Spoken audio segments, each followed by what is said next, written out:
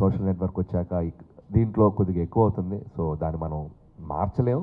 But అందరూ సినిమాలు బాగుండాలని రియలైజ్ అయ్యి అందరూ ఉంటే అందరు సినిమాలు అందరూ సెలబ్రేట్ చేసుకోవచ్చు.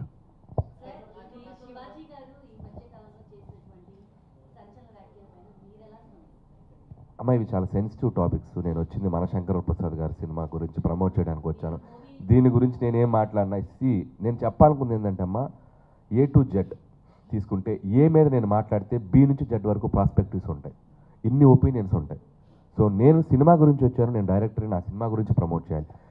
వాళ్ళ మీద 100 ఒపీనియన్స్ ఉంటాయి ఆ కాంటెంట్స్ మీద. సో కొంతమంది ఒకలా అంటారు, కొంతమంది ఒకలా అంటారు, కొంతమంది ఒకలా ఉంటారు. నేను ఒపీనియన్ తీసుకున్నాను. ఇప్పుడు నాకు ఆటోమేటిక్గా B నుంచి Z వరకు ఒపీనియన్స్ నా మీద దాడి చేస్తారు. అవసరం నాకు? నేను ప్రశాంతంగా పాజిటివ్గా బతికే మనిషిని.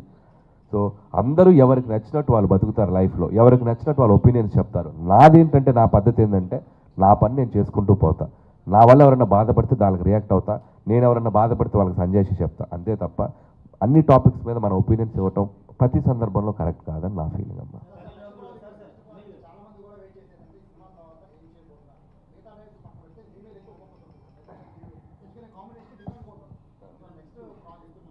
సో నెక్స్ట్ అంటే నేను సినిమా అయ్యే టైంకి కానీ నాకు బల్బు వెలగదు ఏం చేయాలనేది.